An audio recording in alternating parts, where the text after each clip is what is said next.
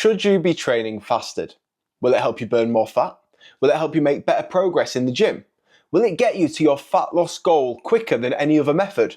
Well, today I'm going to tell you everything you need to know about training fasted and if it is something you should or shouldn't be doing. For anyone new around here, hi, I'm Joe. I'm a Team GB gymnast turned fat loss coach, and I help people build a body that they love and confidence to match by dropping body fat and achieving things they never thought was possible with my online content and coaching services. For more fat loss advice like the ones in this video, hit the first link in the description. I've put everything you need to know about fat loss and weight loss, and you can get it for absolutely free.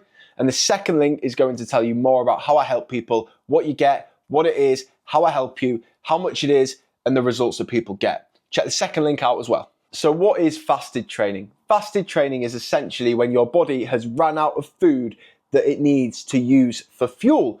In this case, it then starts relying on those fat stores as a source of energy. This usually happens between 8 and 12 hours after consuming your last meal. Take the state you wake up in, for example. You've probably had between 8 and 12 hours before your last meal if you've got your day set up correctly, and this is a fasted state. When you get up first thing, your body has not had any energy in the last couple of hours that it can use for fuel. So it's going to use those fat stores. So as always, we're going to look at a little bit of the science to get a better idea of exactly if it's something we should be doing or we shouldn't be doing, because there's so much information out there online.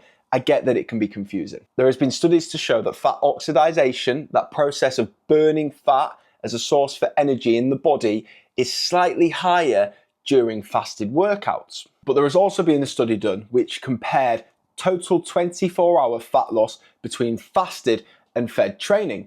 This study found them to be equal. Your body is really clever. It compensates. So if you've burnt more fat during a particular workout, it may burn less fat throughout the rest of the day to make up for this. A 2025 systematic review found that there was no significant difference between fasted and fed resistance training when it came to hypertrophy, fat-free mass, and strength. This study is really showing that there's no significant difference, not a massive worry when it comes to the results you're going to get training fasted or with fed resistance training. So when you're eating and training, this is really important, I think, because I think people get so caught up in what they should be doing. And this is a good example of where two different methodologies are actually going to bring you to a similar result. It is worth noting that these authors did say that the evidence is still limited. There needs to be more research into this area, more studies done to come to a definitive answer. In fasted training, your performance can suffer on longer or more intense sessions, but this is going to be massively dependent on the individual. I think what you can take from this is that the big risk isn't whether you should be training fasted or not fasted. I think it's when it comes to post-training nutrition and making sure you're adequately fueled for the rest of the day. So who can benefit from fasted training? Well, technically anybody. Anybody who feels like they perform better, they prefer training fasted, could be benefiting. If you are doing low to moderate intensity exercise such as walking, jogging, a light session, you may prefer doing that fasted. Some people genuinely feel better training when they've not consumed any food. And if you're doing a slightly shorter session or a less intense session where the fuel demand is less, it could be suitable. However, some individuals will report that they feel weaker when they are in this fasted state in training. And I certainly fall into this category. Because your body may not have sufficient fuel for the session you are doing, you can expect a slight reduce in strength and power output if it is an intense session, of course, compared to when your body may be in a nice fueled state later on in the day. So here's the honest answer on what I think you should do when it comes to fasted training. If you perform noticeably worse when training fasted, that is going to have an impact on your training and therefore your progress or your potential progress. So you should probably eat before training. There's a big individual approach here, and what I would say is, why don't you test it yourself? Do a couple of weeks fasted, do a couple of weeks not fasted, fed, and see how you feel, how you perform, the numbers. It's going to have a massive variation person to person. For me, I cannot have a really productive session fasted when it comes to lifting weights.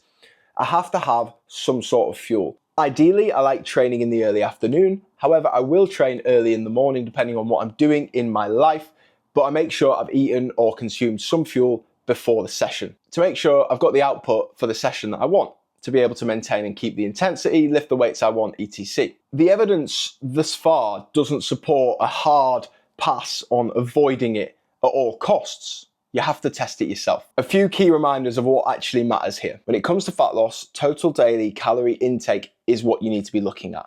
This is going to trump any meal timing or other diet or training hack you may think you've got. Protein intake is one of the biggest nutritional drivers when it comes to body composition. If you're not consuming enough protein, so you've got inadequate amounts in your nutrition, this is going to be a big flaw in your nutrition when it comes to trying to build muscle mass and preserve muscle mass, especially in a fat loss phase. And consistency over weeks will beat any short-term training or lifestyle hack.